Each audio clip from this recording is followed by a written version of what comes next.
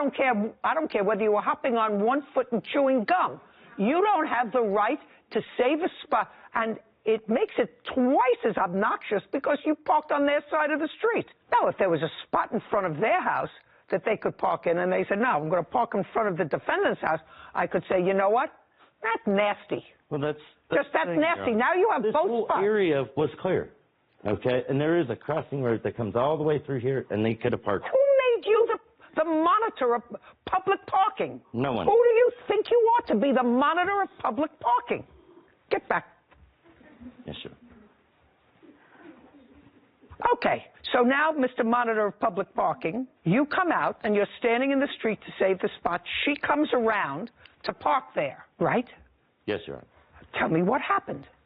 Well, she came around to park there, and then she hit me with her car. Just a second. She came around to park there, and you were standing in the street. Yes, Your Honor. Okay, pay careful attention. Where did she hit you in the car before you moved? She hit me in the knee. In the knee. And so you jumped out of the way. No. I fell on her car. I guess I was talking on the phone, and when she hit me in the knee, I fell on her car. Baloney. That's not what this is. What was the damage to your car? The damage. That's baloney. That didn't happen because your elbow went on her car. Sir, if she hit you on the knee, she hit you on the knee with the front of her car, which is possible. By the way, you have medical records to show me? I do. I'd like to see them. The record should reflect that they closed this case, made no arrests in this case, and probably told everybody to behave themselves, which is what I'm doing. I apologize. Okay. What is this? That is the ambulance bill for... I want to see a medical record. I don't care if you went in an ambulance. I want to see what the doctor reported about your injury. Where is that? I was unable to get that. Well, that's too bad. Then I'm not interested in this. That's nonsense. Okay. How much did it cost to fix your car? Here we are. Thank you. And you had a $500 deductible? Yes, ma'am. $500 so far for the plaintiff. The counterclaim that talks about medical bills for this is dismissed. Okay, filing a false police report. Yes, ma'am. And the false police report you're talking about is what? Mrs. Fieldgate initiated a confrontation with me. When? December the 22nd. I'm on my way to my vehicle. Mrs. Fieldgate is parked maybe like 10 feet behind me. Put up the diagram again, please. Okay, just go over to the board. This is a different date, but I just want you to show me where she was and where you were. Okay. Mrs. Fieldgate was parked right about here. She parked right about there, which is opposite your house. Yes, ma'am. Okay. And I'm parked here. In front of her house? Correct. Okay, so you're both on the same side of the street, which is the defendant's side of the street. You're parked across the street from your house. That's correct. Got it. Go ahead. Okay. What happened? And Mrs. Fieldgate, she comes out of her car. She's walking towards me. She's upset. She's yelling. And I don't remember all of the words that she was saying, but it was about parking. She was telling me I couldn't park where I was parked at. She's yelling. She's screaming. I'm trying to reason with her. Could you step back there? Yes. I'm trying to reason with Miss Fieldgate. I'm telling her it's a public street and I can park there. She's yelling and screaming and telling me that I can't. We're standing in front of one another. She's still yelling and screaming. I'm trying to reason with her. Next thing I know, she hits me on the hand. My reflex, I pushed her back. Next thing I know, she's still standing after I pushed. Next thing I know, I guess she thought about it, and then she made herself fall on the ground. Well, I don't know whether she did or not. Somebody said with regard to this that there's a video of this. Is that correct? Yes, ma'am. It was dismissed in court. It wasn't shown in court. I don't care whether it's shown in court or not. I would like to see, because I read here that there is a security video of what happened on, if it's a video, you don't have to go up there, Ms. Fugate, because I can actually see it myself. So now Those are the two cars parked on the same side of the street, and they are parked on the defendant's side of the street. Yes, ma'am. And your car is the... Black car. Your car is the black car, their car is the red car. That's correct. And that's Miss Fugate getting out of her car. Okay, Yes, now I'd like to see the video. She started to move up. So I thought I'd move my car a little closer. Shh! Don't speak.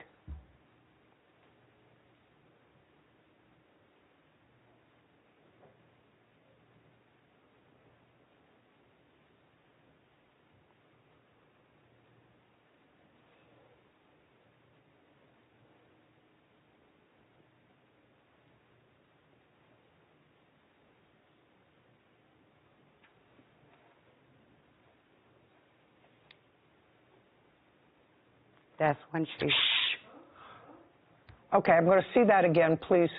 And I'd like you to do it slowly at some point when they're right in each other's faces and getting very nasty.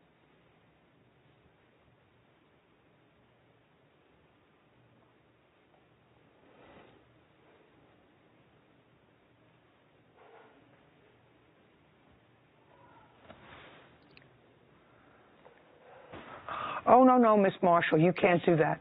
It wasn't my intention. Oh, just a second. Oh, it was absolutely your intention. No, it was absolutely your intention, and there was... Listen, you know, I'm an equal opportunity abuser. You can't do that. You can't do what I just saw. What I just saw is unreasonable behavior and totally inconsistent to being maybe, which I didn't see, slapped on the hand. Right. Maybe slapped on the hand. I didn't see it. But I did see you give her a substantial shove, and she is a person who has a certain infirmity, and she fell. And if she fell, and if she was injured, you're responsible. That's it. I saw you give her a shove that didn't, as you say, she decided to fall back down. No, madam. You hit her with such force that she fell backward. You say no, I say yes. I'm a judge. I win.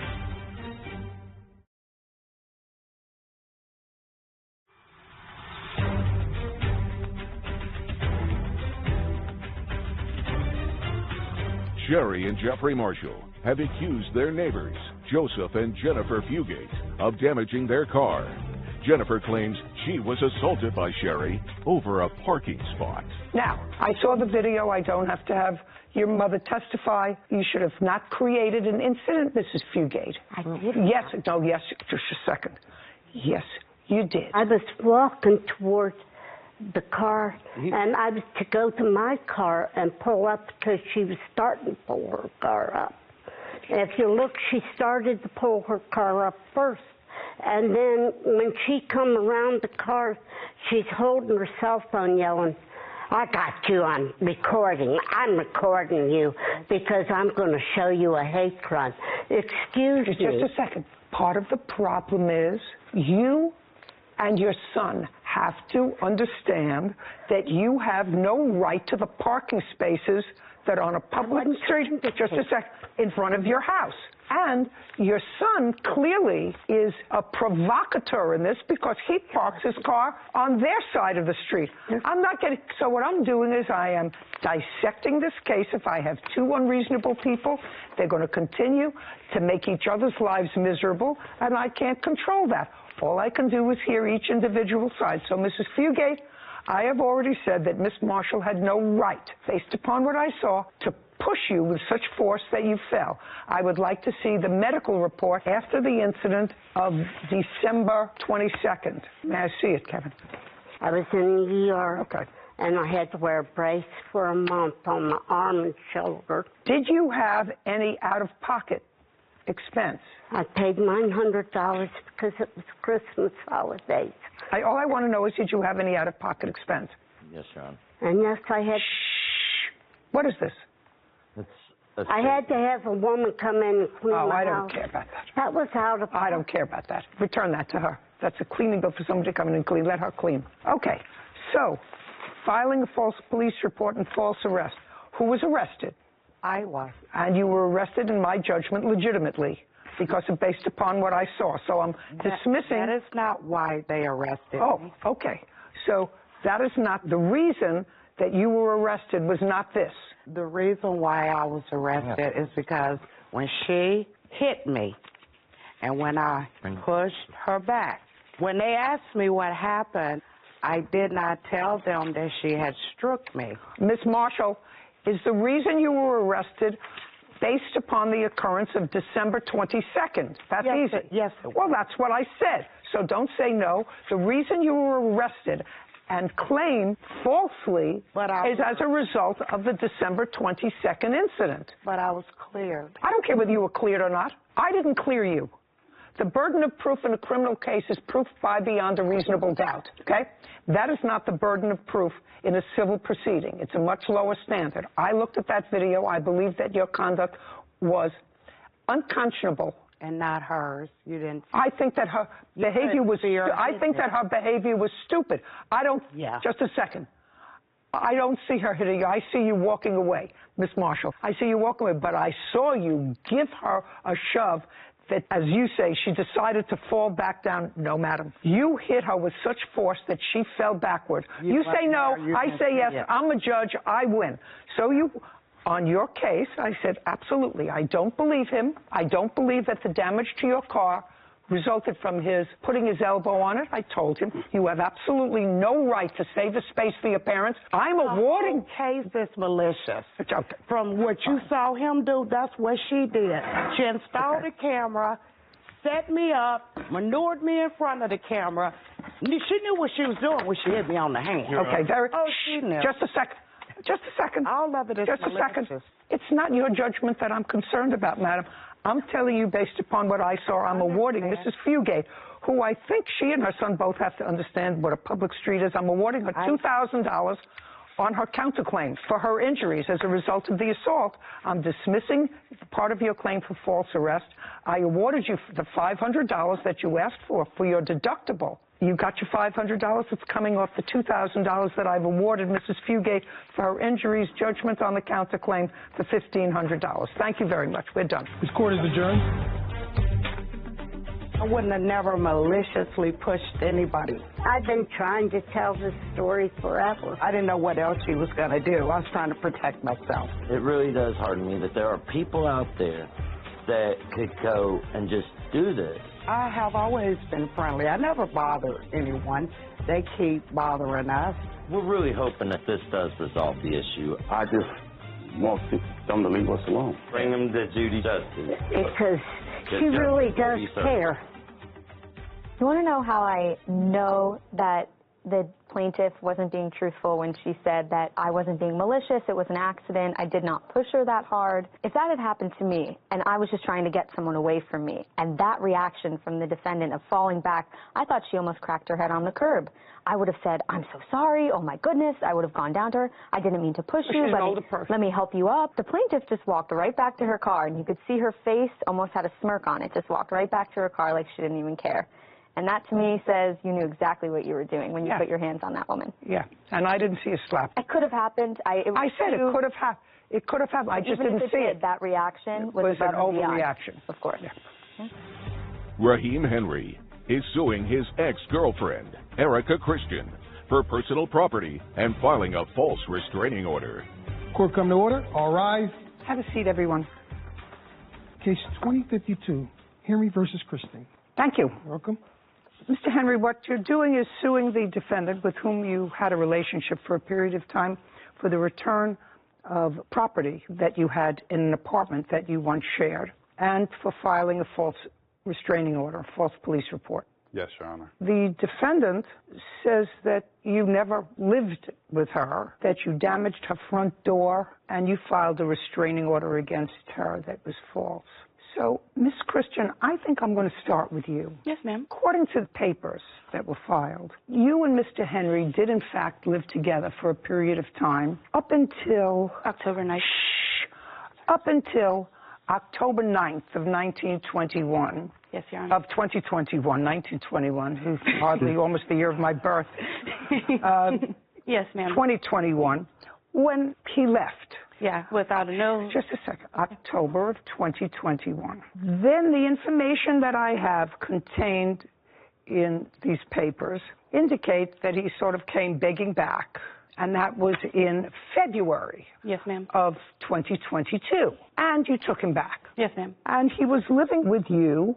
You were living in the same apartment from February of 2022 until what you say in your answer is June of 2022, when for some reason you were looking through his phone. Now, you were looking through his phone because he was acting weird or whatever.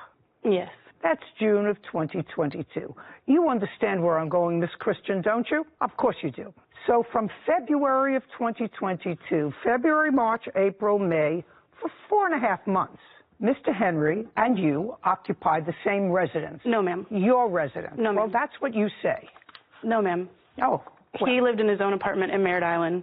When we got back together. Here we go. On February 15th, 2022, he contacted me and we got back together. He had his own place and never lived with me again. He would stay over occasionally and bring a few things to make himself comfortable. On June 21st, I went through his phone because he was acting weird. Where was he when you went through his phone? He was asleep. He was asleep where?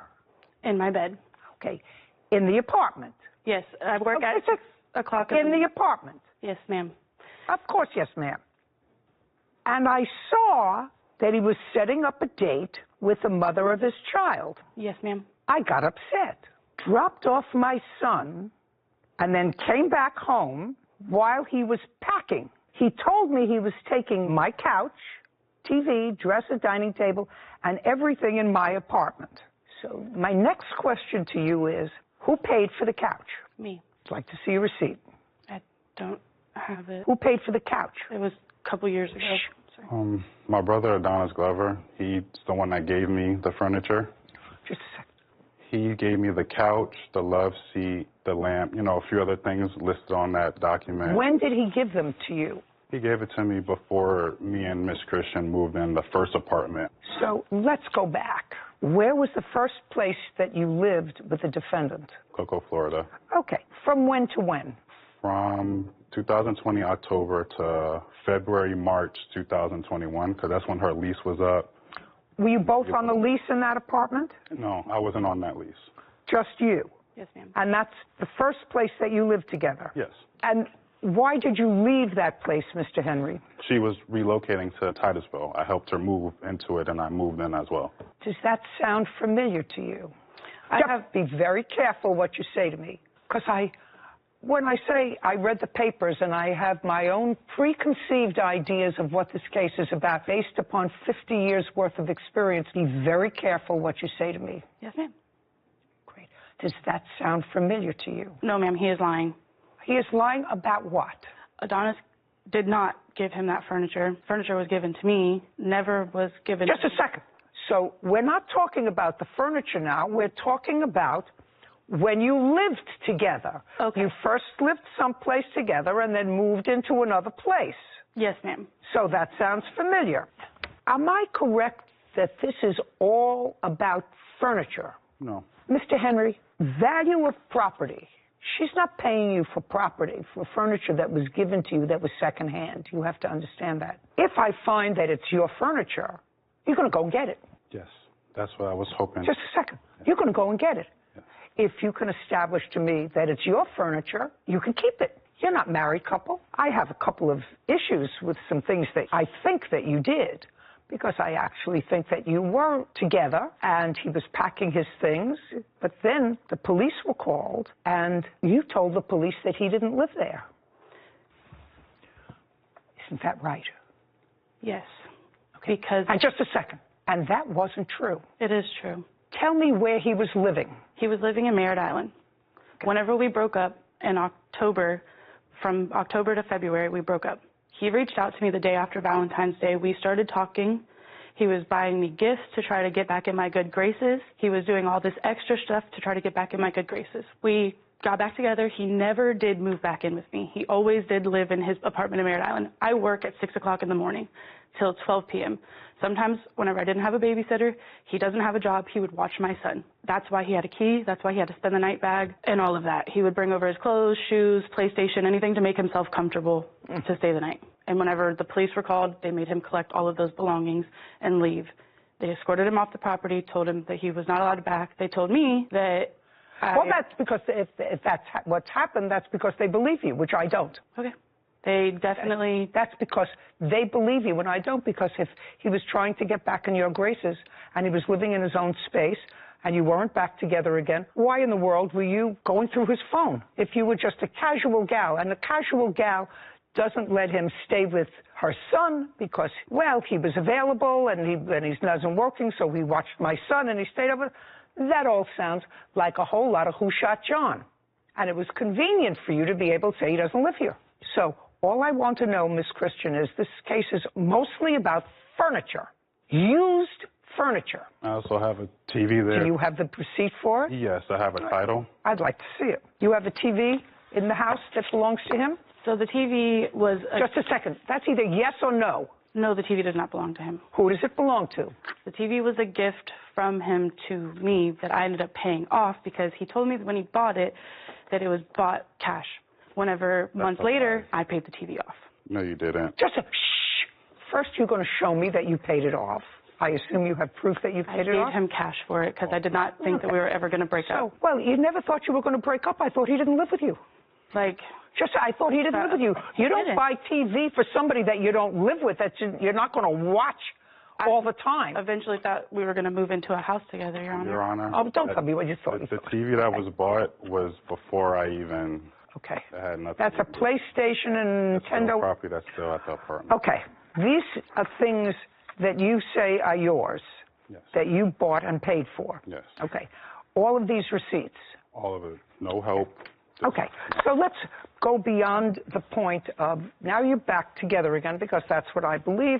He's in bed, you're going through his phone, you find he's making a date with the mother of his child, you get annoyed, you take your son to another location because you know that there's going to be an argument. You come back, there is an argument, yes, he wants to take stuff, whatever, police are called, you tell the police he doesn't live there, they escort him out. He wants his property now. You're not married people. Whoever paid for the property or whoever was the recipient of a gift for the property owns the property. That's simple. You know, that's what the law is. What you want me to believe that a police officer saw him kick down your door, go into your apartment, take property, and did nothing. That's what you want me to believe.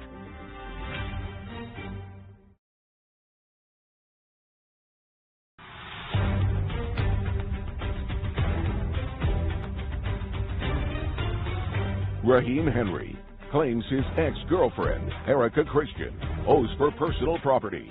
Erica is countersuing for door damages and stolen property. Okay, he has a Nintendo, a PlayStation, Sony. Your Honor, he collected those. Just a second. A queen mattress and foundation. And we have May of 2022. This is a TV, an LED TV. That was my birthday present. Nah. Okay, so I have titles to these things. Do you have titles or receipts for any of these things? I don't have receipts for any of those things. He grabbed his PlayStation, his Switch, and everything whenever he left. The only thing that is in my apartment is the TV that he bought me for my birthday. May is my birthday. May 7th is my birthday. That was my birthday present that he bought for me. Did you take your Nintendo? No. Did you? I haven't had... Recently, that was something different. My storage unit was just broken into. This is why I don't have original documents. And she stole more of my property. I don't know that. Did you file a police report? Yes, ma'am. Okay. Did they ever find any of the property? No, not right now. Okay. The couch, whatever other furniture is there, is how old? I mean, it used to be used furniture, so it was... Yeah, my brother Adonis got it when he paid for it. It was like a kind of like a bundle deal for the apartment, like a lot of furnishing, and I ended up giving him some money for, looking out. That was 2-3 years ago? Yeah. And it was used furniture at the time? Yeah. It wasn't nothing like brand new out of the seal. How much did you pay for the TV? I got taxed when I was like at $1,500, almost to $2,000, because it's a 60-inch smart TV. Okay. So what is it that you want, is my question. I want a court order to go get the rest of my property. What? I have to know what the rest of your property is. Yes. You have the TV. The TV, I have asthma medication, I have plantar fasciitis. I want to tell you something. She threw out your asthma medication. I believe so, too. She threw out your asthma medication. Yeah. What else? I have crutches. I have, you have what? Crutches and certain things. I have you don't PlayStation. Look, you don't need crutches. And the PlayStation you said was in the storage unit. Yeah. Well, I'm not interested in the storage unit. So far, I have a TV. What else? My mattress, my bed, my you don't want that I had you don't in the want apartment. You don't want a mattress. Are you back with this lady now? No. Where are you living? I've been living on the streets. I've been living out of my car ever since this been happening. Where are you going to put a mattress? I have a storage unit that I was going to just collect. I'm pretty much just trying to salvage what I can because I have things that's sentimental, stuff from my grandmother passing away, things that I really can't put a price tag on. I just want to be able to get a quarter to just get the rest of my belongings. I don't know what the rest of I have a TV. You have no place to put a mattress that's a couple of years old. So you really don't need that. I mean, I can give you an order to get your mattress, but what are you going to do with it? It's just going to cost you to go get it and to store it. So you really don't need it. I don't need it, but I would like to still get all of my property back. Like the stuff that I paid for because I worked hard. I'm giving you your TV back. You're going to get the TV. I haven't figured out what else it is that you really want to make this whole thing worthwhile. I'm not giving you any money. Do you want the mattress back? You paid for it. You're entitled to it back. I can give you an order for the mattress and the TV. Okay. And I also have electronics, like from games to controllers, just so much things that TV, mattress, box spring. He's going to come and get it with a marshal, but he's coming to get it within 5 days from today. So what if I pull up my bank statements to show that I gave him cash around the same time that whenever it was pulled up and everything? Because I did give him cash for the TV, for the bed, for actually more than he ever even put into it. Let me explain something to you. Unless you have a check made out to him, I have a problem with somebody who lies to the police. Ma'am, I do. I have trouble with somebody who got very angry because her boyfriend, who was living there, watching her son, brought a TV, bought a mattress, bought a box spring, bought all of those things, and then you got annoyed that he was involved again with his child's mother. You dropped off your son someplace else to come back to have a fight with him. You did have an argument with him. Police were called. You said to the police, he doesn't live here. Your Honor, he moved out. He doesn't live here. That's what's here. Your Honor, I never moved out. He moved out in October. We had a whole business together. No, we do not. That business is in my name, and I have the receipts to that, too. You have to understand something. I know what happened. I don't believe you. Ma'am, I'm telling you the truth. No, you're not. You're not telling me the truth. That when the police came, you said, he doesn't live here. Yes. He doesn't live here. Put him outside. He took all of his belongings. Did he take his... Oh, no. May I finish? He took all of his belongings on October 9th. Whenever he left, without a call, without a text message, without anything, he broke up with me and left. He got back in contact with me in February. Mind you, we never lived together after that. He was just staying over to watch your son when you got angry in June. Whenever it was June. It was June, 4.5 months later. Which he would go back to his apartment. He would come. He never stayed more than a couple of nights consecutively. Okay. He's coming to get his TV. He's coming to get his mattress and box spring. Can we you have a talk counterclaim? About my counterclaim? You have a counterclaim for damage to the front door. Yes, ma'am. Okay? Damage to the front door. Kicked my front door down. Okay. When did he do that? The day after he was police escorted. They told him not to come back, and the next day he came back and kicked my door down right in front of the police officer. So he came back with a police officer? And kicked my door down. Just a second. He came back with a police officer, and the police officer was there when he broke into your apartment? Yes, and they were going to take him... No, tell me what they were going to do. And they did nothing. Well, they trespassed him from my apartment complex. I'm asking you, what you're telling me is, madam, which is why I have problems with you right from the get-go. What you're telling me now is he came back to get his property. The next day, he didn't come back with a police officer. Yes. And what you're telling me, a police officer, and what, you live in Florida? Yes. What you want me to believe that a police officer saw him kick down your door, go into your apartment, take property and did nothing. That's what you want me to believe. He didn't not do anything. He was completely confused on who actually lived there. You're telling me a police officer was confused. I'm telling you the truth. They were very confused on who actually lived there. Bring me just a second. They were trying to figure out if it was my apartment, his apartment. I had to go get my property manager, bring my lease that only had my name on it. You don't understand. The last place you lived with him full-time, your name was on the lease too. Only yours. Correct. And you lived together. So now you took his lease again, just in your name, and said, he's not on the lease, he doesn't live here. We broke up, though. Okay. All right. He's coming to get his TV. He's coming to get his mattress. Okay. And I would like to see a police report. I would like to... I also have an iPad. Just a second. Okay. You're done. You're going to get your TV, your mattress, and your box spring. Unless you have some sort of a police report for me, I don't believe you. I think that you were really angry, and you were dishonest with the police, and you felt that you were being taken advantage of.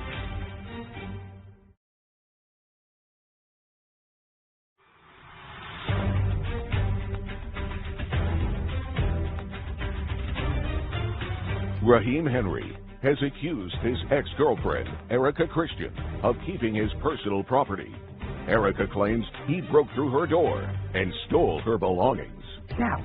Yes, ma'am. I have my Chromebook, my iPad, my office supplies, things that were stolen from my company that whenever he kicked my door down and took things out of my apartment that day. Okay.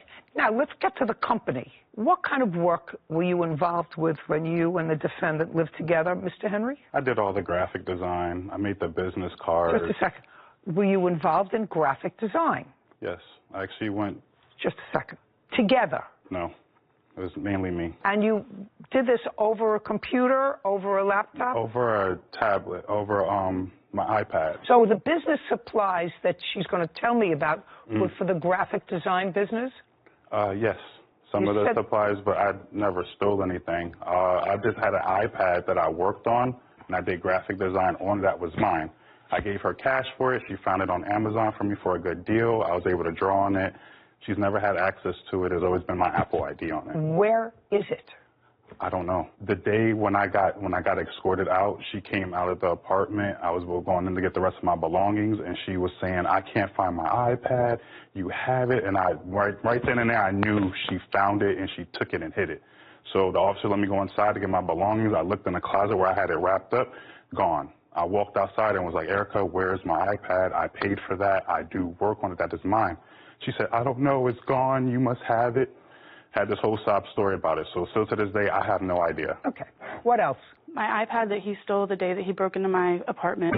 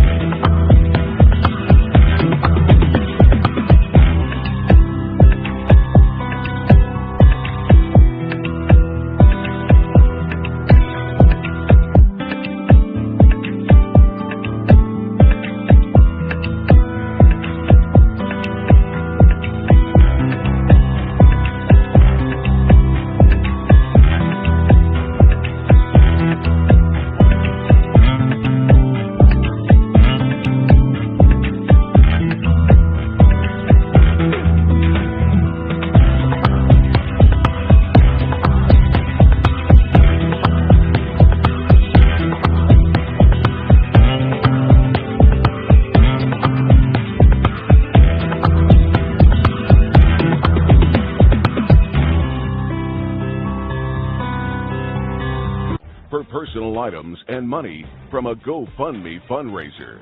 Court come to order. All rise. Have a seat, please. Hello, Judge. Case 2119, Crane versus Crane. Thank you very much. You're welcome. Well, Ms. Crane, this is a very sad case. This is your daughter. Yes, it is. And I don't know how many children that you have, but I know that you had a son who was in medical school, who was, how old, 25 years old? 30. 30. Sounds as if he was a popular young man. He was in an outing with friends, and sadly, he drowned. Yes, he did. And that happened, women. just a second, and that happened when? That happened July 29th of this year. This is what the case is about. His friends, in his memory, started a GoFundMe page. Correct. And there is approximately $40,000 in that GoFundMe page. There was, yes. I said approximately. Yes. There was. And your daughter is, for want of a better word, in charge of that Facebook page, GoFundMe proceeds. Correct. And it is your claim that as the next of kin, because he died without a will, you are entitled to some or all of that Facebook page. It doesn't even matter about the GoFundMe funds. I mean, that would be nice in a perfect world, but my daughter took everything. From the day my son passed, when they found his body at the river, the coroner gave her the keys to his truck, and she went to his apartment and emptied it. So I didn't get my chance to be Josh's mom for the last time. I didn't get to empty his apartment. I can't cure that, madam. No. I can't cure that. No. And you can't put any sort of a value on anything that your daughter might have taken from that apartment because you don't know what was there. Correct.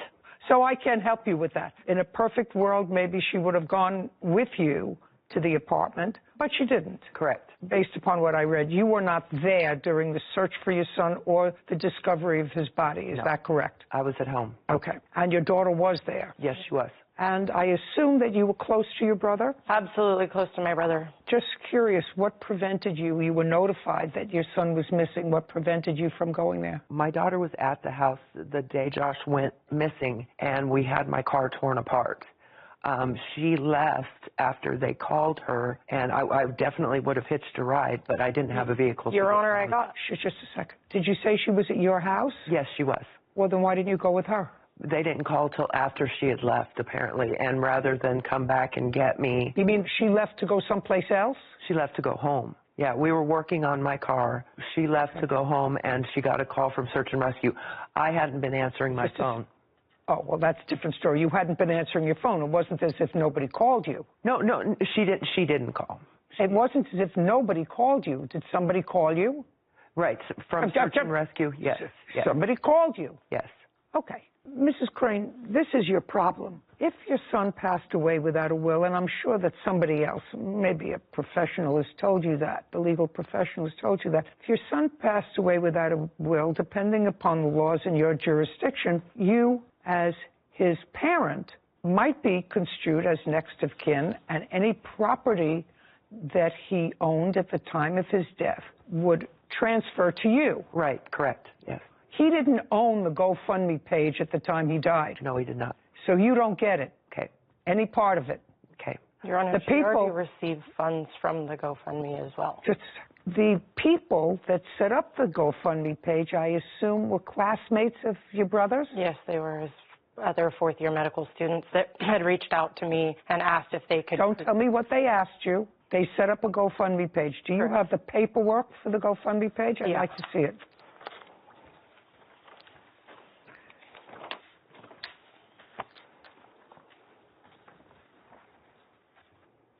Okay, so they raised $39,287. Correct. Okay. Is there anything that is in writing that makes you either the beneficiary of... The organizer of Would you do me a favor, look it up? Underneath the photo. It does say that I am the beneficiary listed on there. Thank you. You're Jessica. I am. Okay. Is organizing this fundraiser on behalf of Jessica Crane. Mm-hmm. That's her. That has changed. Initially, it was for Joshua Crane, and with the legal remedy. Just show me. It's never been for... Show me, just a second. Mrs. Crane. Yes. It wouldn't make any difference, but I'm willing to look at something that originally it was on behalf of somebody else. The reason I'm here today is not because of the GoFundMe. Your Honor, that's exactly why she's here. It's the money.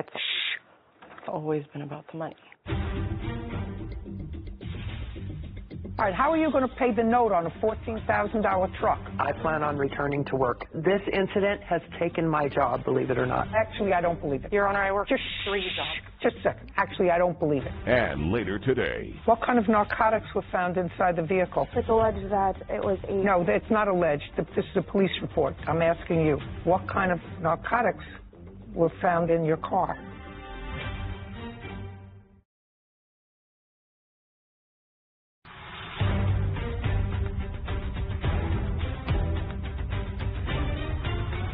Carol Crane claims her daughter, Jessica Crane, is wrongfully keeping her son's property and money from his GoFundMe fundraiser. This is your complaint. I'm suing the defendant, Jessica Crane, in the amount of $10,000 for my portion of my deceased son's GoFundMe account and personal items, including my son's guitars and his vehicle. Correct. Okay. Now you're not looking for his GoFundMe account. I never really was because I never knew the law on GoFundMe. I tried to find out and speak to someone about it and get legal advice, and I could never find anyone. Well, it's very easy. He didn't own this property while he was alive, so you have no title to it. If they said that they're starting a GoFundMe page in the name of your son to be for the benefit of animal rescue, you wouldn't have any control over that. No, it was meant for his funeral costs. Which I also paid for, Your Honor. Just a second. On behalf of Jessica Crane.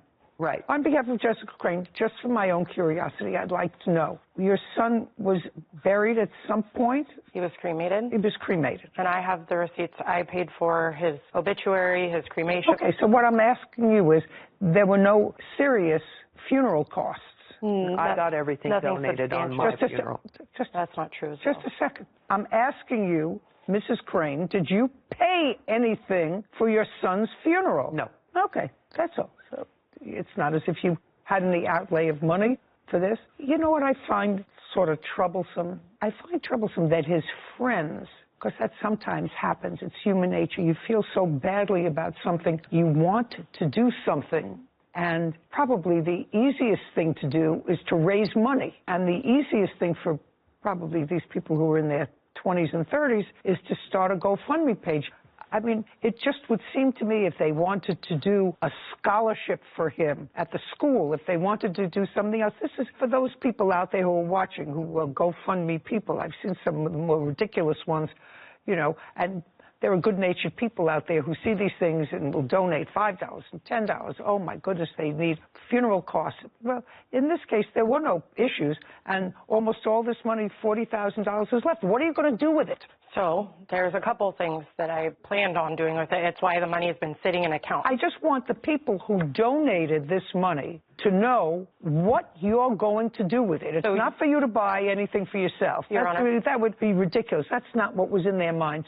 So I want to know who I'm dealing with. Your Honor, after all of Josh's expenses were paid for, which I paid for using that money. I am very close with the dean at UC Davis, who is a good friend of my brother's as well, and they have talked about setting up a scholarship fund for my brother, and I was going to donate a portion of that money back if UC Davis decides to set that up on his behalf. And then I also wanted to set up scholarship funds for my sons, who my brother was very close with. So what you're telling me is you're going to give a little to UC Davis for a scholarship in his name, and you're going to use some for your 2 sons for their education. Absolutely. Well, that's really not what it was intended to do. I'm just telling you, it was not what it was intended to do. I mean, at the end of the day, that's how GoFundMes are set up. People can set them up for an intended purpose and they're used for anything. But I'm just telling the people out there, before you spend money on a GoFundMe page, make sure it's going to go to a place where you want it to go and for the intended purpose you want it, which is to somehow celebrate the life of this young man that was cut short so tragically. And it would seem to me, Miss Crane, you don't have to do anything because they made you the beneficiary of this money. But it would seem to me that a stand-up person would take whatever is left of that and create a scholarship in his name at UC Davis, which is where he went to school. I can't order you to do that, but I'm just telling you, and everybody else out there, make sure if you have a good heart and a good spirit, you know where your money is going. Okay, so you're not entitled to any of the money. Now, did you take your brother's guitars? I cleared out my brother's entire Just a second. Yes, Your Honor. Just Yes, Your Answer Honor. the question. And how many guitars did you take? 3. Where are they? They're at my house. Now, I don't have to do this. Would you like one of your son's guitars? Yes, very Would you much like so. one of your son's guitars? Do you have any of your son's guitars? None. Your Honor, my mom has a long history of substance abuse. She's bought gifts for me in the past, and she's pawned them off. And I would like to keep them in my family, so that's where they stay. So that's why I have possession of them, because I don't want them going to a pawn shop. I was told I could visit one of my son's guitars at her home. Just a second, do you play guitar? No.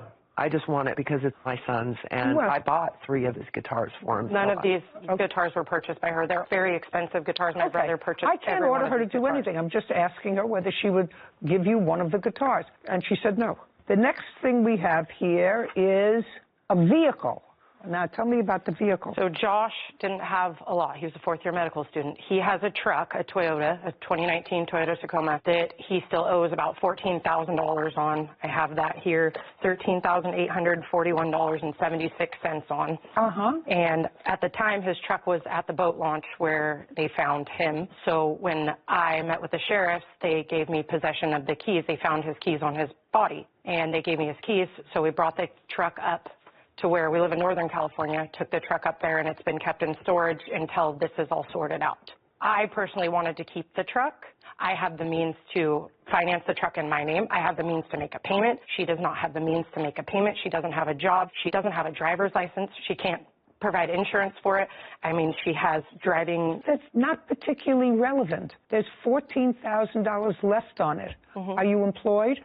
I was until The answer is either yes or no. Are you employed? No. All right, how are you going to pay the note on a $14,000 truck? I plan on returning to work. This incident has taken my job, believe it or not. Actually, I don't believe it. Your Honor, I work 3 jobs. Just a second. Actually, I don't believe it. Okay. So the answer is, if you can't afford to make the payments on this truck, and the only thing that's going to happen is it's going to be repossessed by the bank. Have you been making payments on the truck? I have not made a payment. Who is the finance company? Credit union. Where is the truck currently stored? Give me the address. I don't have an exact address. And later today. You don't understand something, sir. Even though she was high on drugs and passed out in her car and you were not at fault, it's not windfall day. That's ridiculous. And I'm not stupid.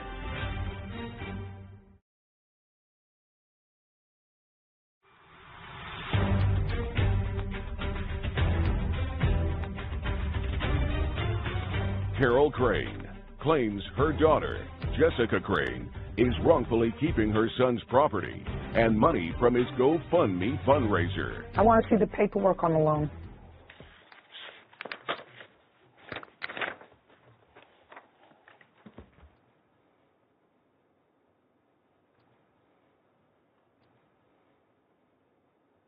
Okay.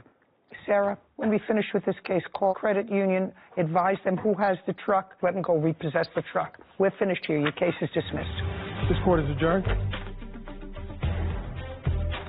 I had an addiction problem, and she's just angry. She's angry at me, and I've tried to make amends. I've tried to get this better, and she won't have it. My daughter got away with taking absolutely everything, and she wasn't entitled to it.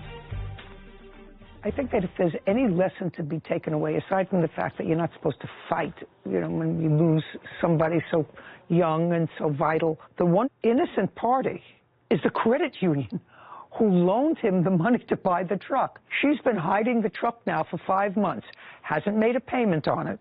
The right thing to do is for her to turn that truck into the credit union, because I can't control that, except that I can advise the credit union where she is, who she is, that she has possession of the truck, and they should go and repossess it. Anyway, it's all very sad. Before you donate money to a GoFundMe page, make sure you know where the money is going. I think that that's the takeaway from this. Case 2161, Shaheen versus Larry. All parties, please step forward. Jamal Shaheen is suing his neighbor, Sabrina Larry, for car damage after Sabrina hit his vehicle and a house. Mr. Shaheen, tell me where you live. I live in Moorhead, Minnesota. And on September 8th of this year, you parked your relatively new car that, according to you, you got a week before. No, Your Honor. I had just purchased a Sequoia a week before. No, actually, it's not a new car. I mean, it's a used car, but I purchased it maybe a year before that, not exactly a week. Okay. So it's not a new car and you didn't purchase it a week before? No. But you parked it in front of your house. Do you have a photograph of the car? I do. I'd like to see it. And it is your claim that the defendant, Miss Larry, while under some sort of influence of some sort of substance, was driving her car, had an accident, hit your car, and caused it to move 25 feet, and it was damaged. Yes. And the damage to the car was the rear bumper. Yep. Not yep. Yes is the answer. Yes. Yes is the answer. Okay. Miss Larry, what time did you have your accident? 9 or 10 a.m. On the 8th? Yes. Where were you coming from? The grocery store. Where were you going? Home. What kind of drugs had you taken? I was taking Benadryl, prescription medication. That's all I had. That's what I took. And Can I see the police report? You remember hitting his car? No. You remember the police coming to where your car stopped? No, I don't remember the police coming. Well, did the police come? They did, yes. And you don't remember that? I don't remember that. Were you taken to a hospital? I was. Do you have the discharge notes from the hospital? I do. I'd like to see it. What kind of narcotics were found inside the vehicle? It's alleged that it was a... No, it's not alleged. This is a police report. I'm asking you. What kind of narcotics were found in your car? They said that they found a round blue pill that had an M30 on it. That's what it stated. Sarah, do me a favor. Look up under illegal drugs, M30. So M30s imitate oxycodone obtained from a pharmacy, but when sold on the streets, the pills routinely contain fentanyl. Look up this name, Percocet. You smoke Percocet? How do you smoke Percocet? That's the only thing you remembered. You didn't remember the accident. Patient remembers smoking Percocet pill just prior to allegedly passing out and crashing her vehicle. That's what they say from your doctor. Yeah, that's what they're saying. Well, that's what I'm saying. The history is provided by the patient. The history is limited by condition of the patient. History is limited because the patient does not remember the actual automobile accident. Remembers smoking Percocet pill just prior to allegedly passing out and crashing her vehicle. You think the doctor made that up? And they just so happen to have found this blue pill in your console in your car? That's what they are saying. Okay. You actually know you could have killed yourself. Yeah. Okay. And you don't remember anything about it because that's what you told them. You don't remember anything about anything after you smoked the little blue pill, which is what they said. So your car was moved. That's the damage to your car. Yep. So can I see the estimate for the damage, please? I think... You gave it to me? Yeah. Okay, great. Have you had the car fixed? Just the back tail light that I had to put it on. I was trying to fix it, but don't have any money to do it. Sarah, look up, please, would you? I'm looking it up right now. Oh, great. Thank you. Oh, it's a 21-year-old car. It's got 226,000 miles on it. How much did you pay for it, sir? I paid 10. We're not going to spend 7 to fix it. But that's how much it costs. You find somebody to do it less. Well, now I am without a car. You're not without a car, sir. You put on the tail light so that you could drive it. This car is not drivable. That car was dragged. That back axle, it shakes. I can drive it in Between 2 the and highway. 5,000. Between 2 and 5,000. You paid too much for the car, sir. You don't understand something, sir. Even though she was high on drugs and passed out in her car and you were not at fault, it's not windfall day. If you can buy the car for $2,000, buy an old 22-year-old car for $2,000. She's not paying you $7,000 to fix a $2,000 car. That's ridiculous. And I'm not stupid.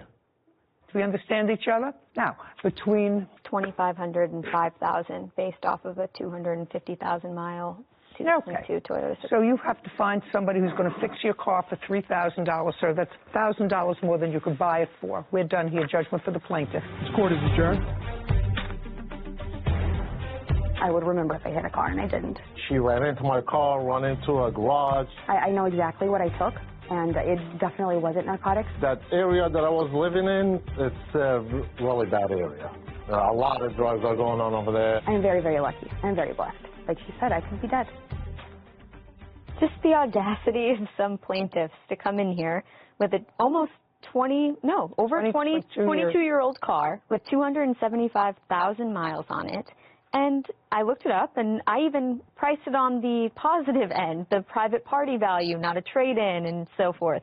$7,000 he was comfortable asking the court for a car that's not even worth $7,000. Yeah, he'll buy for a back panel. Buy a new one. He was lying when I said, how much did you pay for the car? $10,000. That's ridiculous. And he just bought it, he said, a year ago. In the papers, Yeah, he said he bought it a week before. So either it was a week or a year. Either way, not worth $7,000. Not worth. And Monica Tway are suing their former tenants, Carl and Renee Antonucci, for property damage, unpaid rent, and a bathtub. Court come to order. All rise. Have a seat, please. Hello, Judge. Case 2154, Hellerman Tway versus Antonucci. Thank you. You're welcome. Miss Antonucci, the plaintiff, Miss Hellerman, gave you a job. Yes. When? It was probably February of 2021. Where had you worked prior to that? I just worked for myself. Worked for yourself doing the same? Cleaning. Cleaning? Yes, and I worked for Rite Aid as assistant manager. And your husband was in prison? For a year last year. He was in prison on a 2 to 10 year sentence, correct? A rider. It's called the rider program, and it's about a 1 year program. You were convicted in the state of Idaho for what, sir, and when? It was 2012 was a third DUI. Mm-hmm. And at that time, you were sentenced to 2 to 10 years. Oh, correct. Yes, my apologies. I just read it online, sir. Yeah.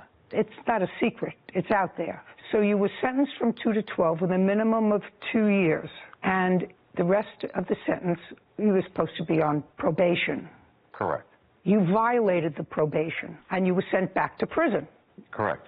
And that decision, violating your probation, you appealed. Correct. And the appellate court, the highest court in the state of Idaho, affirmed the lower court decision violating your parole. Probation, yes, correct. Your probation. And that was just 6 months ago. No, it was... February of 2022 is when the opinion was published. Does that sound right? Yes, the response to that, yes, correct. Yes. So what was your release date from jail? It was January 11th. Just a second. Don't answer for him. January 11th, yeah. January 11th of 2022. Correct. Now, you had been working for the plaintiff while he was incarcerated, Miss Antonucci, without incident. That be a fair statement? You were happy with them? I wasn't getting paid enough, but yes. Nobody's ever getting paid enough. Even I don't get paid enough. Right. Everybody thinks they're worth more than they're getting. Right. You didn't quit. You didn't complain. Now, at some point, when your husband got out of jail, there was a question about where you were going to live. Were you living in the property in question before he got out of jail? No. No. So he was getting out of jail. Where were you living while he was in jail? I was in Donnelly, Idaho, in our motorhome. Is there a reason that when he got out of jail, he couldn't go to the motorhome with you? He did. And then you tell me how you ended up in their property. Shauna and Joel took us to dinner, and... They took you to dinner for what reason? I don't know, just to take us to dinner. Well, that was nice. Yes, it was nice. Very nice. So far you're working for people that you seem to like. Your husband is incarcerated. He gets out of jail. I assume you told him he was getting out of jail, that that's why he was around now. I assume you told him that he had been in prison. Yes. Okay. And they didn't hold that against him. They invited you out for dinner. Yes. Tell me how the conversation came up about a new place to live. We were just talking about moving to Adams County. Why? It's just a better situation. Just a second. Was he required to be in a particular county for his probation? No. Now, was he required to live in that county? No, he's not, unless he puts in a request to move, and that was approved. Well, is there any reason why you put in a request to move after he was released from prison? Yes, because they offered to talk to Monica about a house that was coming up for rent in Adams County. Just a second. Who knew about a house? Did you know about a house that was coming up for rent? No. Yeah, I'm not getting a sense of forthcoming answers from you. You have somebody who cleans for you, whose husband has been incarcerated, who hasn't been living in any of your property. Now he's coming out of jail, and I want you to tell me how the discussion of a place to live came up. You're out to dinner. Yes, we invited him out to dinner. We were excited to meet him. They had mentioned they had put in for a change of probation officers. So he put in a request for a new probation officer. Yes. But for the fact that you told them, they would have no way of knowing that you had to move from one place to another. You had to have told them you put in a request to move. We were just looking for a place to live. You approached them and said, do you have a place for us? No, I did not say that. Well, then, how did it come about? There was sort of acrimony at the end of your moving out, but I'm going to take one thing at a time. They say that when you moved out, you took a claw bathtub. Did you take the bathtub? The answer is either yes or no.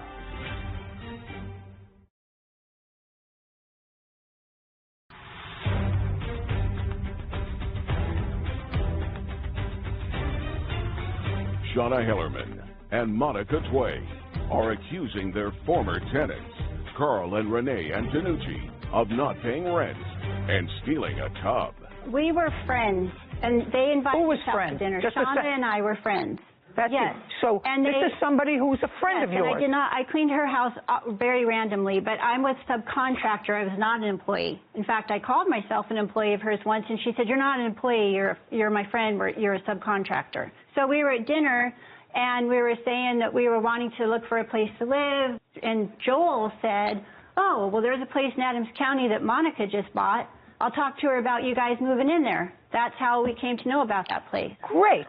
And we were fine with living in our motorhome, but it would be nice to have more room, so we were excited about that. That's how we found out about it. You found out about it because you needed a place to live, that you were moving. We didn't, well... That's according to your husband. As a general contractor, trying to find housing, one of my ideas was, well, let's rent a house, let's rent a place. I need space because I have trailers, I have a flatbed, I have a cargo trailer, I have the 2 vehicles and the Harley. I need a garage, I need a shop. I need to, expand. That's the sole reason for finding a different place. And also trying to save money to buy a home and recover and do all these things, build my business, so forth. Ultimately, you moved out. There was sort of acrimony at the end of your moving out, but I'm going to take one thing at a time. They say that when you moved out, you took a claw bathtub. I know what those are. They're sort of a decorative old piece. I've had them, they sometimes use them now when they renovate houses and put modern stuff around this claw bathtub. Did you take the bathtub? The answer is either yes or no. Yes. Yes. Of course. You say you took it in the answer. Did you have permission to take it? Yes. Yes. Who gave you permission? Monica. Monica, did you give them permission to take it? Absolutely not. I did not give them permission to take it. So now I want one of you to tell me when the conversation took place, where it took place, and who was present. One of you is going to talk to me. When we were about to move in and doing the walk through the residence. No, just not moving out. You were going to move in, and you moved into the residence in February of 2021? What month? No, we moved in April. April of 2022. And you moved out when? August 21st of 2022, of course. Okay, so what you're saying, Antonucci, is that in April, now you're going to tell me a story, in April you were walking through the premises with the owner. I was going to do some work on the place too before we moved in, and when we moved in as some of the trade, or I would build them at a discounted rate, and there was supposed to be a fireplace, a wood stove. Well, really the main reason why I moved into this place is it had a wood stove. Electricity is so hot. Listen to me. Go into the house. I don't care. Bathtub. Okay. I don't care about a fireplace. I care about a bathtub. Okay. Discussion comes out about the bathtub. She says she's not going to plumb it in. She says if you guys want the tub, you can keep it. You can plumb it in if you want, but I'm not going to plumb it in and deal with it. Okay. So she said to you she had this bathtub there that she didn't want to plumb in. I assume that means connect. Correct. Because of the connect to water. Yeah. She didn't want to plumb it in. You can either use it if you want to plumb it in or not. That's what she said to you. No. No. Only him. Have. No, I didn't hear the word have. You want to read back what he said, please? He says, discussion comes up about the bathtub. She says, I'm not going to plumb this thing in. She says, if you guys want the tub, you can keep it. You can plumb it in if you want. But, I'm not going to plumb it in and deal with it. You want to use it, you can use it. Keep it. Keep it. Keep it. Not keep it and take it away with you. You're moving in to her house. She said, this bathtub isn't connected to water. You can, if you want to, plumb it in, because according to you, she knew that you were in the construction business, and keep it, or not. But I'm not plumbing it in. And you viewed that 4 months later as saying, I can take the bathtub? Yeah, there was more discussion about it. No, let me hear the more discussion about it. She didn't want the tub. Just a second. That's a conclusion in your mind, that she didn't want the tub. Based upon what you just said to me, if you're moving into a house, you're moving into a place, that statement that she made could not be construed, in my mind, as you can have, keep. It now belongs to you, the bathtub. You can either plumb it in or not. If you want to keep it, plumb it in. If you don't want to keep it, don't plumb it in. Okay, where's the bathtub? And storage. They get it back. 5 days. She said she was going to haul. 5 days. Thank you, Your Honor. 5. I'll give you an order. Is that all you have to contribute to this case?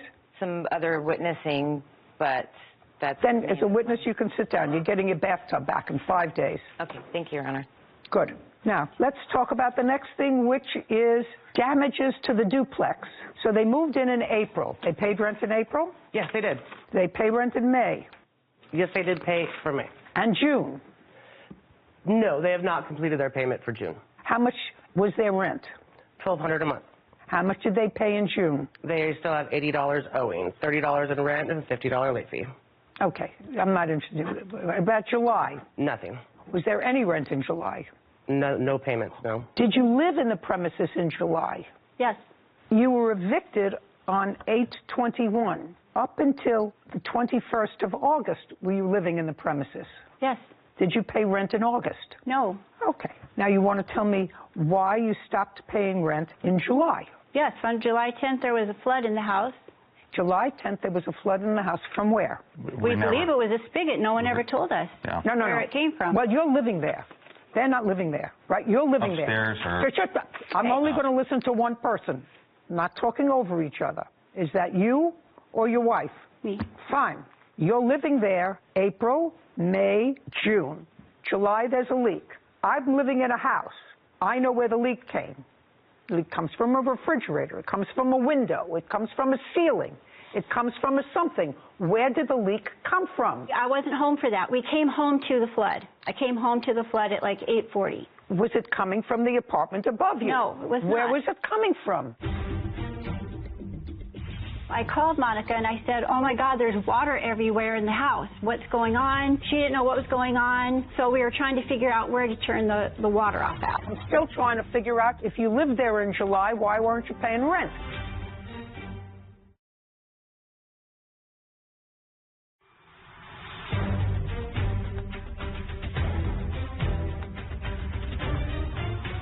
Shauna Hellerman and Monica Tway claim their former tenants, Carl and Renee Antonucci, owe for unpaid rent and a bathtub.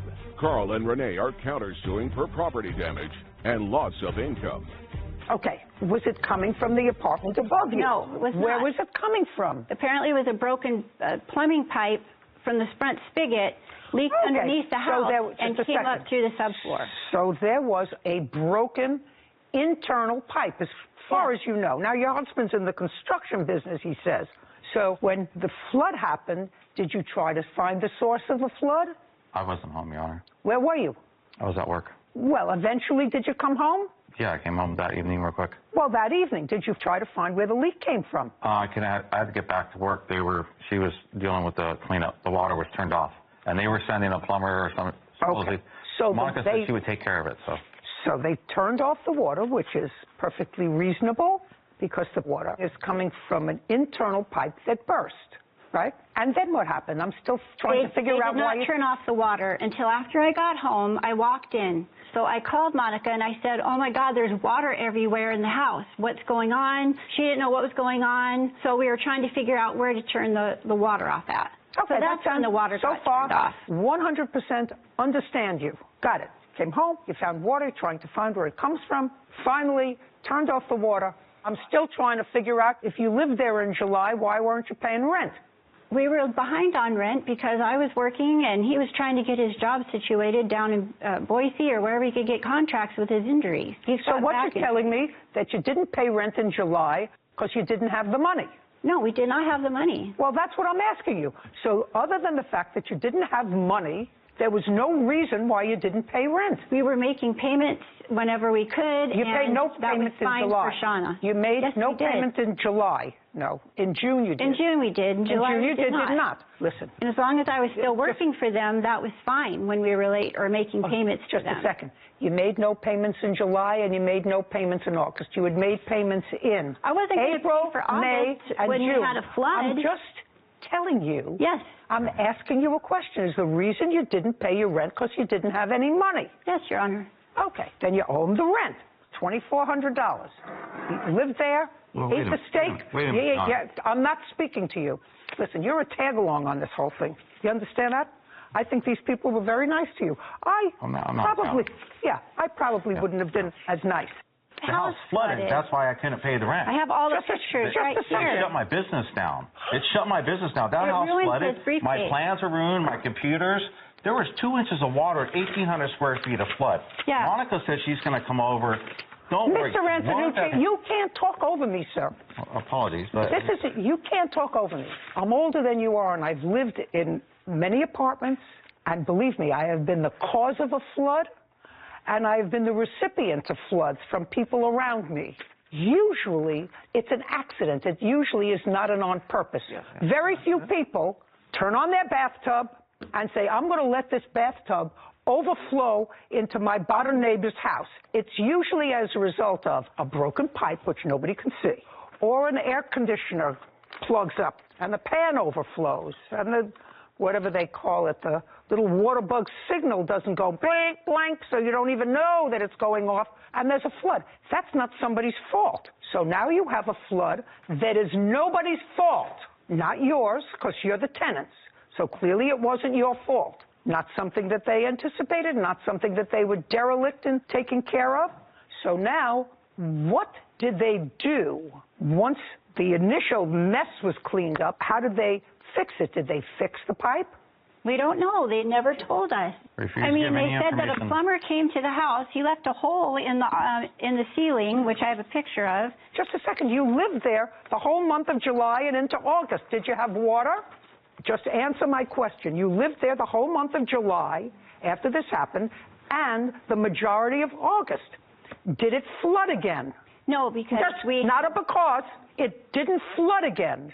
And what did the plaintiffs do to remediate that? Did they put in fans and blowers? They put in one fan, and then she finally brought 5 more over. So I had 6 fans in an 1,800 square foot house and 1 window that opened. We lived in the basement. So they put in fans. You said they had put in one, and then they brought them, and I plugged them in and brought them and put them on and put them in the bedrooms, in the hallway, in the kitchen, living room. I have a feeling that you're a victim in more ways than one. That's what you're supposed to do. You living there. They sent them over. You plugged them into the wall. That's what you're telling me? And there's also a mold problem there. $2,400. You owe them 2 months' rent and the bathtub. Let's go for next. What damages to the duplex, Ms. Hellerman? We had some drywall damages, a lot of garbage debris, large dump run. Yeah, I'm not interested in that. $2,400 and the bathtub. Now I'm going to get to your counterclaim. Money owed for loss of income. Damage to a motorcycle, wrongful eviction. Well, you didn't pay your rent, so the wrongful eviction is out. Defamation. What's the defamation? So Monica sent me a text when I quit working for her, and it said, thanks for dropping off the keys. I said, you're welcome. She goes, really? Thank you for giving me 1 day notice. No good deed, ... Goes unpunished, and 3 days later, we get an eviction notice on her door. I want to know what the defamation is. What's the defamation? Nothing. Cross out defamation. Damage to my motorcycle. Yeah, they laid gravel down in the driveway without notification, and you can't ride a 900-pound Harley through gravel. So his bike went down. $2,400. Judgment for the plaintiff. Counterclaims dismissed. We're done here, and she's absolutely right. No good deed goes unpunished. This court is adjourned. She definitely got to the bottom of their character. That house was a death trap. We received a text with pictures of small puddles throughout the home on a concrete slab. She didn't want to plumb the tub in. She said we could have it. If we want to use it, we could. If not, she's going to get rid of it. She's going to throw it away, take it to the dump. I didn't ever tell them they could have the tub. I told them I was not going to install it at that time and that I had already arranged to have the tub removed. I was going to store it. You know, I think what bothers me more than anything else about cases like that is that those were two nice people. The plaintiffs were two nice people. Sure. And they actually took a chance. They had an employee who was there for a year. Now she's got a husband who's recently released from whatever kind of prison he was in, but they welcomed him, they took him to dinner, they needed a new place to live, and then they leave the place a mess. They give them no notice. They just drop the keys and we're leaving, and don't pay rent for 2 months.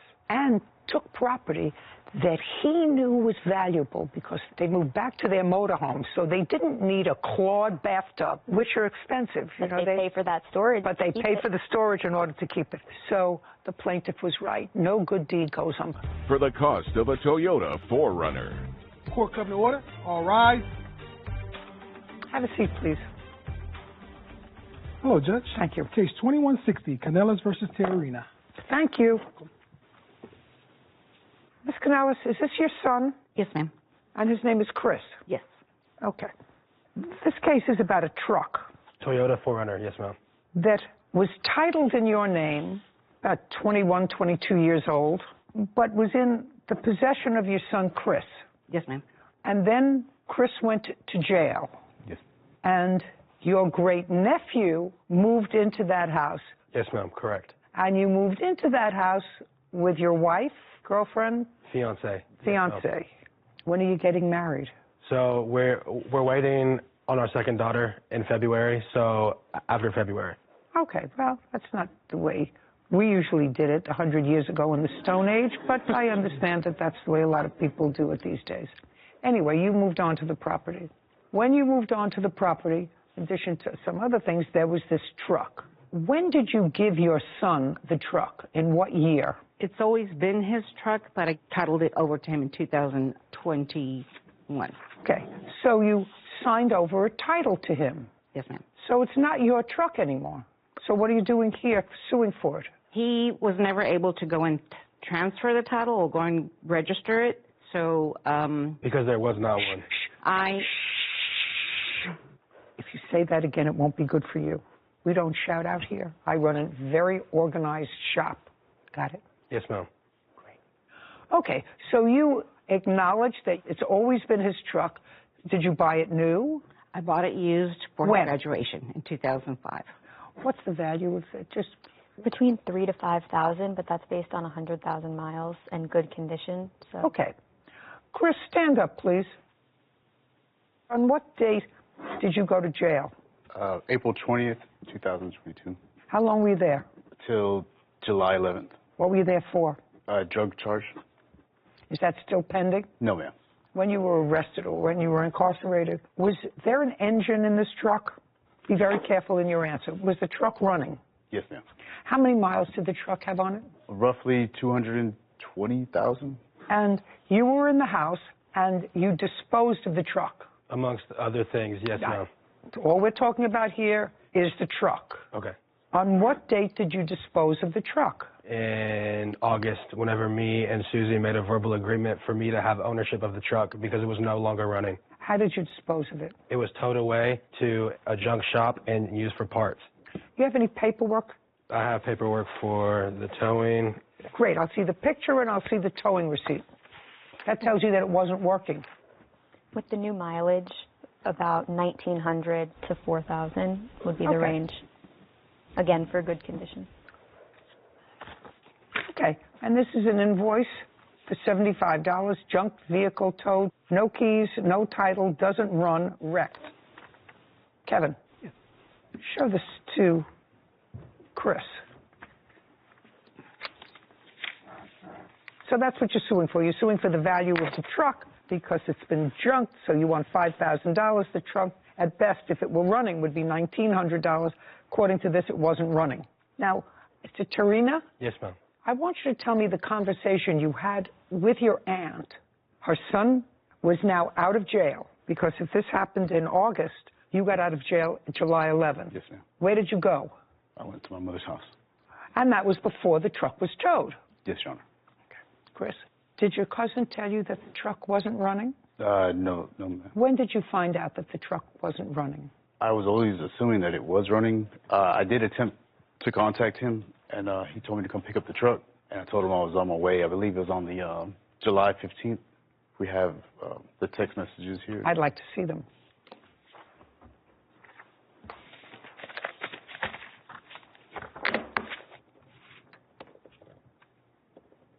Okay, so this all sounds very civilized. Yes, ma'am. Okay. Chris, when did it become uncivilized? It really never became uncivilized. We just, whenever I went to go get it that day, I think something happened and... Yeah. I'm not following you. Okay. We were all over the place. This all sounds very civilized. He's living in the house now. You were not. Right. Some of your stuff was still there. Correct. You know each other a long time. Mm-hmm. He said, some stuff I'll throw away. You said, okay, but the other stuff I've got in the house, come by and pick it up. Okay.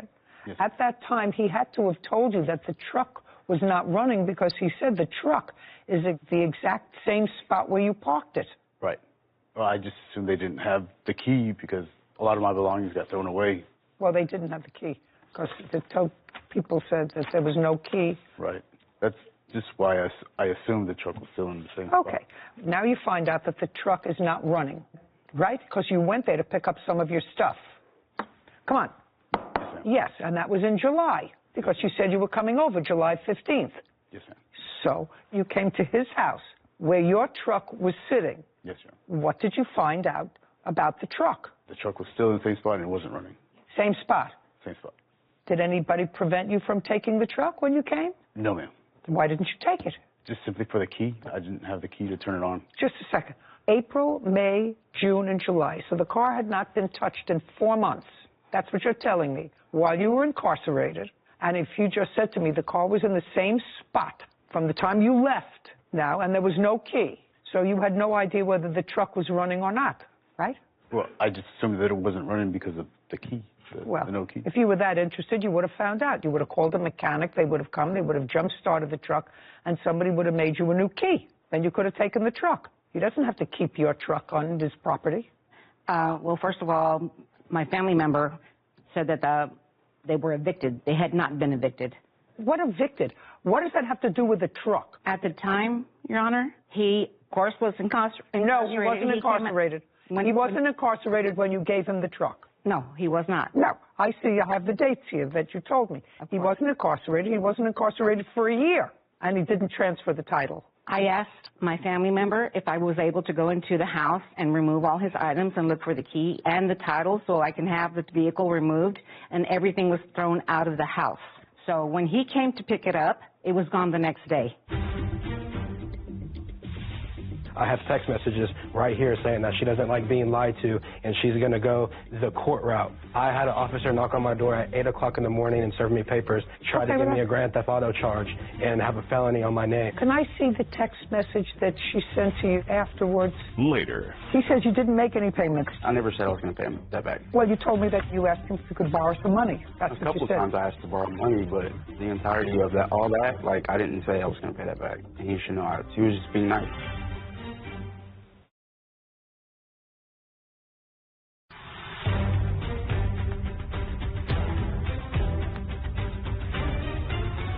Susie Canales claims her nephew, Noah Tiarina, owes for the cost of a Toyota 4Runner. What I'm telling you is he was not prevented from taking the truck the day that he came, which was mid-July. He didn't dispose of the truck until August. That's what this receipt says, I think. Now, this invoice was prepared 2 days ago. Yes, ma'am. Well, this doesn't say when they took the truck. How did you get this invoice 2 days ago? It was from August. I got the invoice because I needed it for evidence, and the towing company that sent me that invoice gave me the incorrect day because they sent it to me on the day that they sent me the receipt. Doesn't say the date it was towed. Junk vehicle towed.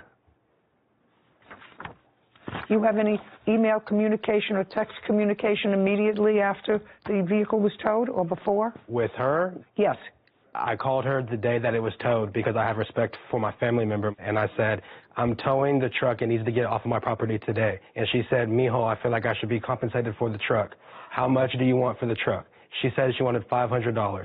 I told her that I could pay it in monthly increments. Why would you want to buy a truck that was worthless? Because I have respect for my family, and I hold family very close to me. And if she says that something's not right, I'm going to make it right. and that's what I tried to do. I failed on that first month of I was supposed to give her $100. I did not pay the first $100. I have text messages right here saying that she doesn't like being lied to, and she's going to go the court route. I had an officer knock on my door at 8 o'clock in the morning and serve me papers, try to give me a Grand Theft Auto charge, and have a felony on my name. Okay. Can I see the text message that she sent to you afterwards?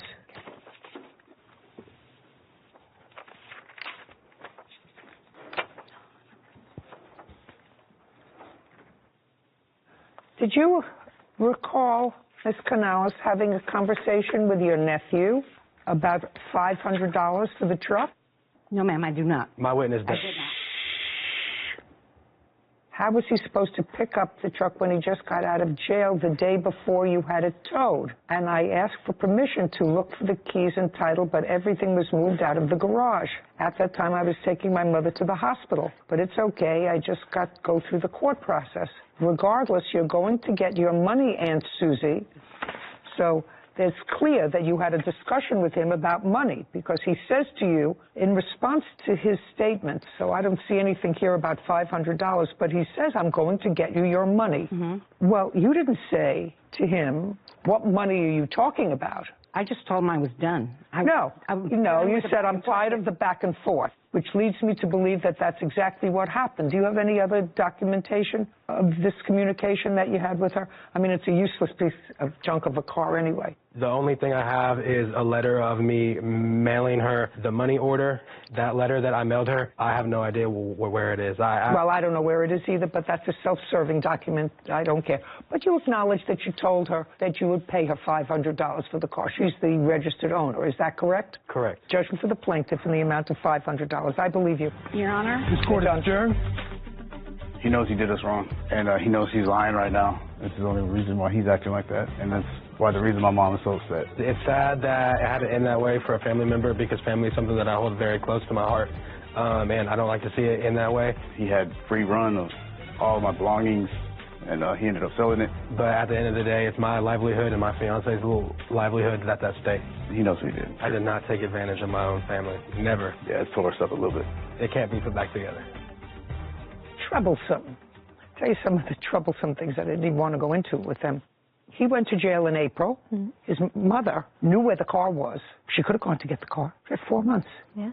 Her son went to the house when he got out of jail in July. And all he had to do was do the same thing the defendant had to do, call a tow truck, have it towed to your house. Right. Get an extra key made. Right. And I thought that he was actually a pretty good nephew.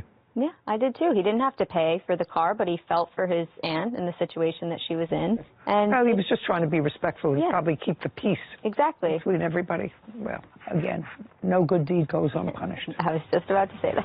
Case 2123, Valenzuela versus Jenkins. All parties, please step forward. Javon Valenzuela claims his former friend, Darian Jenkins, owes for unpaid loans and bail money from a false arrest. Mr. Valenzuela, it is your claim that the defendant, who is a friend of yours, owes you for some small loans that you made to him. Yes. And then it is your claim that he had you falsely arrested. Yes. And you want damages for that. You've known him for a while, according to your complaint. You knew him, you were friendly with him, and then he moved out of state and then moved back. Where did you move to, sir? To Colorado. And you moved to Colorado from where? From Texas. And in Texas is where you knew the plaintiff? Yes. In what year did you move to Colorado? 2019. And in what year did you move back to Texas? This year, 2022. And why did you move back? Why did I move back? You moved to Colorado for what? My family was up there, yeah. And then my family went back to Texas. Oh, so you moved with your family? Yeah. How old are you? I'm 29. Did you live with your family in Colorado? No, we didn't all live together, no. The reason you say you came back to Texas was because your family came back? Yeah. Did you have a job? Yes, I did. Where? I worked from home. What kind of work? For a newspaper. In Colorado? Yes. What did you do in Texas? Whenever I moved back, I was still working from home, but they let me go. I got laid off. When did you get laid off? I would say June. June of this year? Yes, ma'am. And what month did you move back to Texas? Oh, I had already moved back in May. When you moved back in May, where did you go to live? I was living in hotels. But there came a point when you had no money. It got to a point. When did it get to a point when you had no money? Maybe July. And when did you contact Mr. Valenzuela? I'd say July. You didn't contact him in May when you came back? I just want to say that's a lie. When did you contact him? I mean, we talked while I lived in Colorado. You know, we always text each other, so. Well, when you contacted him in July, what did you say to him? I couldn't say exactly what I said, but. Give me the gist of it. Let me borrow some money, I guess. Okay. And you needed it for living? Right. And what did he say to you? He did, sometimes, if I asked him. Okay. And how much did he give you? Here and there, maybe 100, maybe 2. No, altogether. Altogether? Oh, I couldn't say how much altogether. You couldn't say? I couldn't say, maybe a few hundred. Did he give you money for housing? A couple of times he did. How much? 100 here, 100 Do you have there. a record of how much you gave him, sir? I do. Okay, because he's already said, and would you read that back to me, Whitney, please, about borrowing? Said, let me borrow some money. Right. Okay, let me borrow some money. So tell me how much money you let him borrow. $1,200. Show me.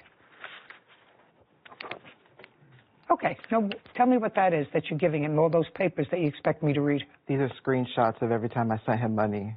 Oh, can I see it, please? Okay, get ready, Sarah Rose. Anybody who came could see that your lip was bloody. You say he fell, must have fallen outside. You don't know how that happened. But if you both are alleging that there was a fight, police would look at you and say, well, he's injured. They wouldn't have arrested you unless you had a warrant, right?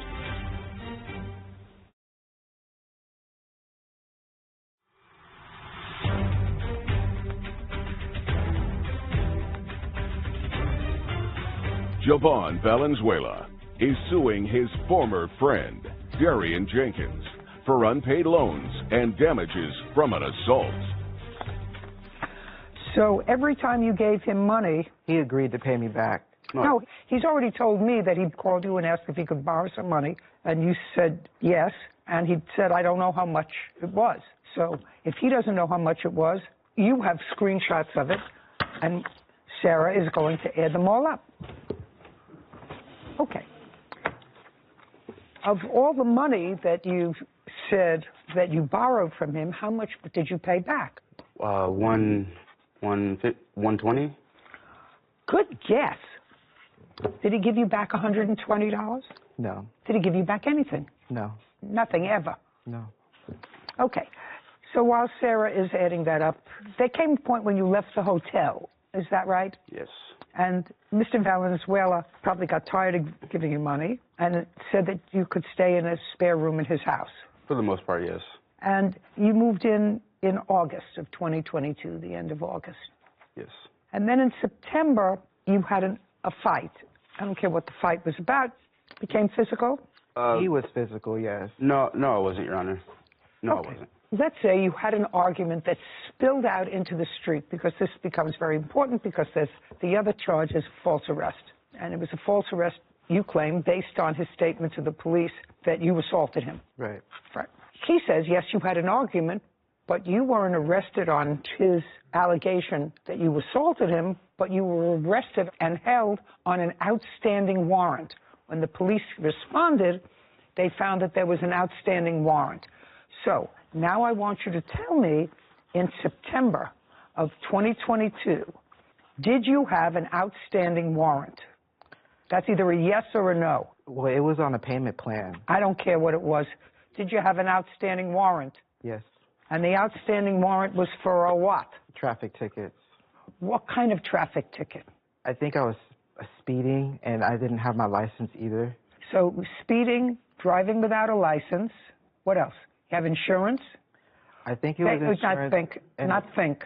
Speeding, driving without a license, and no insurance. And no tags. And no tags. And for that, you got fined. Yes. And you didn't pay the fine. I was paying it. Well, there wasn't a warrant outstanding because you were cooperating and paying the fines. The county that I'm in, they said, the police officer said, it doesn't matter if you're on a payment plan. They'll arrest you if they want to. Mr. Valenzuela, did you miss payments on your fine? Yes. Perfect. And so when the police responded to this kerfuffle that was out in the street, when they ran both your names, your name came up with an active warrant. Yes. Well, that's easy. So that you were arrested on the outstanding warrant. I would have never been arrested, though, if he wouldn't have acted. If he didn't call the police.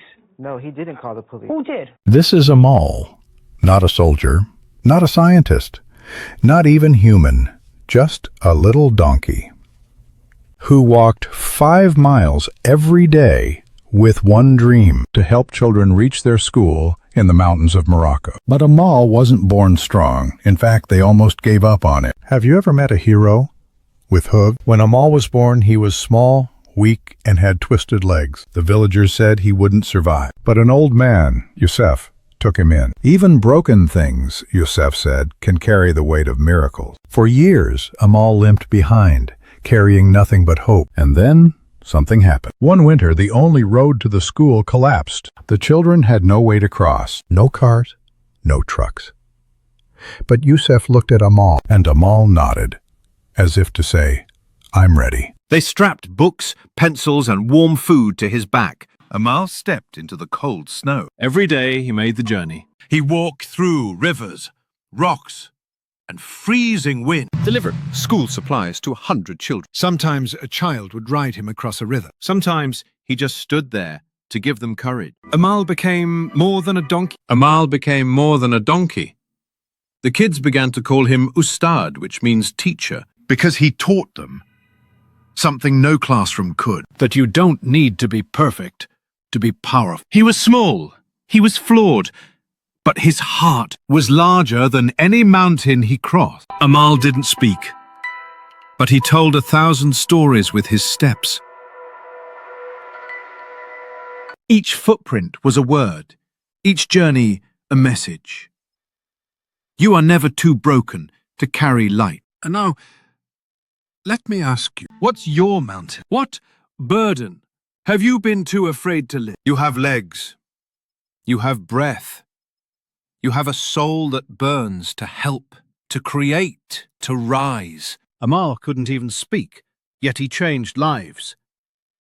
What's stopping you? If a donkey with twisted legs can carry the hopes of a village, what could you do with your strength? Don't wait. The world needs you. Be the Amal of your world. Carry someone. Stand tall, even if you're trembling. Deliver the light that only you carry, because someone out there is waiting for your help. Wake up, rise, and walk forward, just like Amal.